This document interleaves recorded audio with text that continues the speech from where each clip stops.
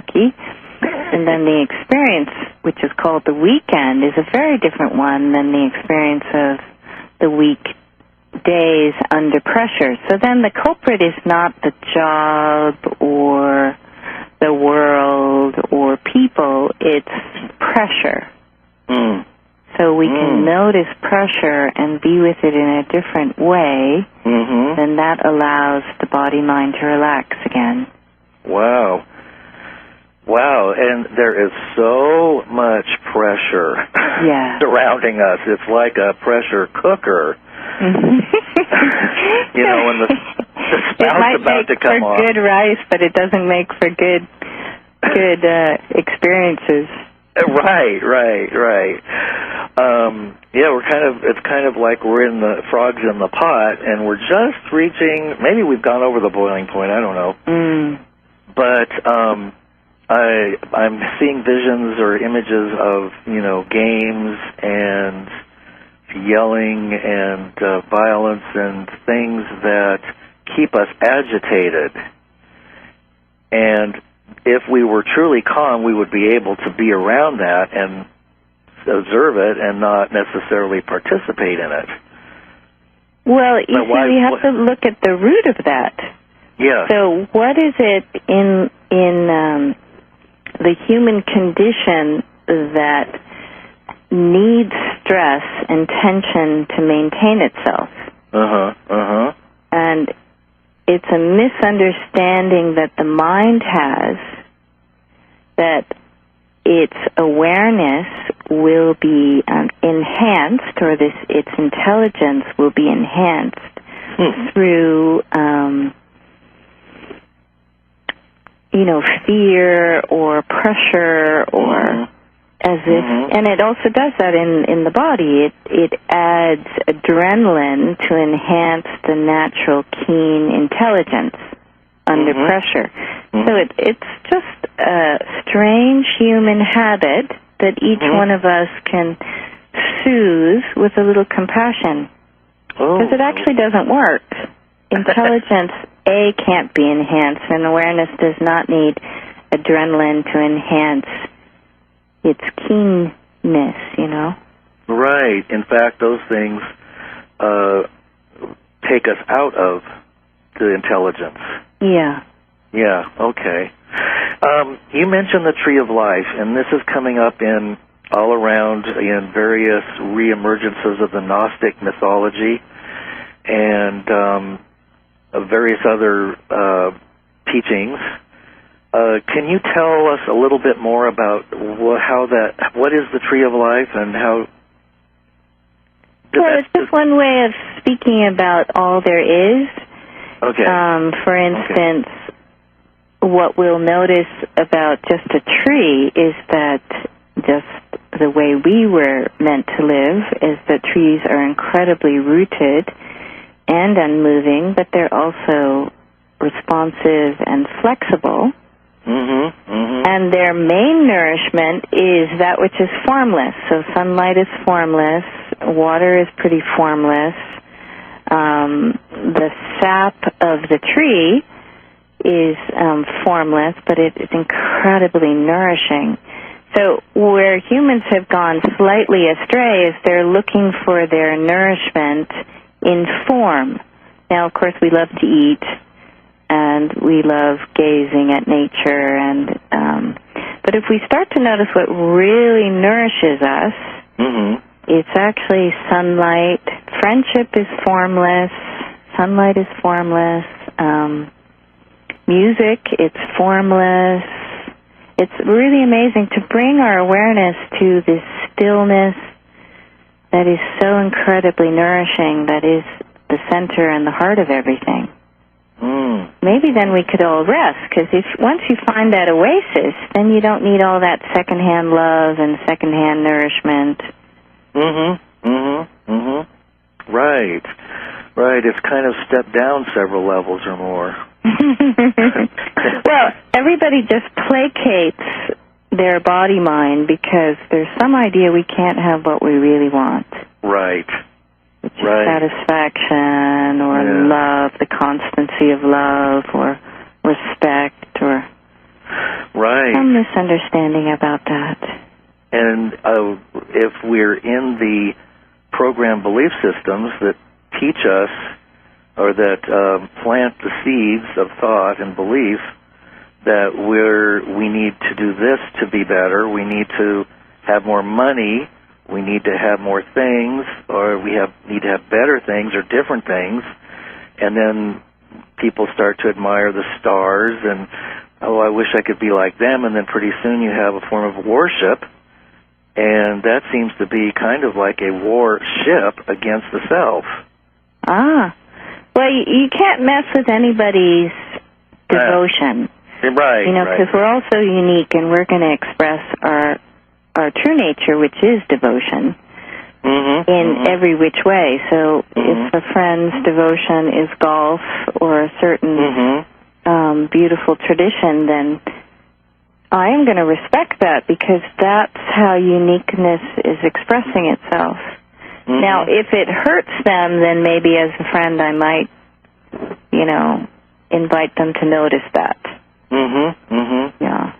And if there's not a real abiding satisfaction, I would really invite people to notice that.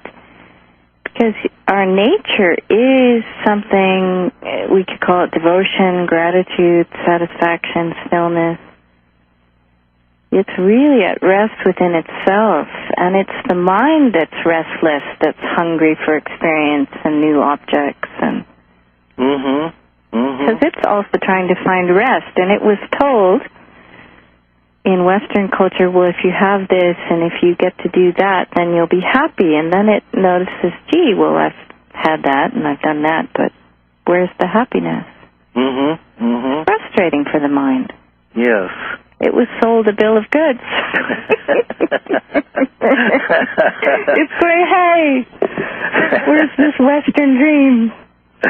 Right. Well, I love that. That's nice. Yeah, bought and sold and signed and delivered. The contract is there. Well, I know I have a hard time with when I look into the suffering in the world and what's happening apparently out there, and out of this compassion, it seems there's a frustration that wants to change or open the path for other people. Yeah. And it sometimes gets manifested in a distorted way. And it's how do we deal with the frustration of things, people, of the suffering that is happening and the horrors that are occurring all around us? How do we detach and deal with those feelings? Yeah. Well, we don't want to detach and deal with them. Okay. Because I find there's part of frustration is actually divine. There's a natural fed-upness with this ongoing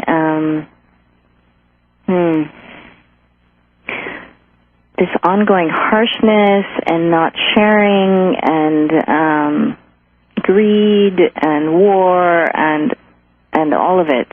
And it's natural and mature to notice all that, and also not to like it, so to speak, to be outraged. Okay. I find it actually healthy and mature. Oh, good. I now, like from that. there, then we have to bring the belief, I of myself can do no thing, which is partially true, but it's not the whole truth. Because each one of us actually has the ability as this life itself, as the divine, to be of service and actually to balance that which is imbalanced. And it's another thing we were sold, this idea that, well, we can't do anything because we're just one friend. Now, that's not true. So I invite folks to really be with the frustration and kind of fan it a little bit, to let it really rise up and uncontain itself. I see. I like that. Makes sense. That makes a lot of sense. It's very simple. It's life is saying, do you really want this to continue down the same road? It's always continued down, which is the hierarchy of some people having this and other people having nothing, and not sharing the food, and it's a misunderstanding. It's an ugly misunderstanding that's born of the misunderstanding that there are others. Right. And that some folks are less than and some folks are more than. And I think we're all fed up with all of this. Yeah. Intentionally? Well, I think it's clear seeing to know. I once I was sitting minding my own business, and stillness showed me something, and it really struck me, because it said, if everything comes and goes, how does suffering stay the same? Why is suffering what is? You know, and there's even certain sages who just say, well, this is the realm of suffering, and it's how it is, and how it always has been. Mm-hmm. But if everything comes and goes, how can suffering maintain itself? And its suffering isn't even its true nature. Lack isn't even true nature. So here we are in a realm of amazing bounty. Mm-hmm. I mean, an apple tree basically will fall over with the amount of apples it gives. I mean, there's no holdback in nature. So there's enough for everybody. Yes. Yeah, but if you go to people's houses in the West, for me, I'm always struck by the hoarding function. Yes. It's just like, oh my God, what are you saving that for? And they say it comes from, people that have lived through wartime and all that sort of thing. But it's the same misunderstanding that if I hold on to everything, then I won't ever have to encounter lack in the future. But here are there's some friends that don't even have shelter. Yes. Yeah. So I just really invite everyone as the heart to notice where you're drawn to being of service and just say yes.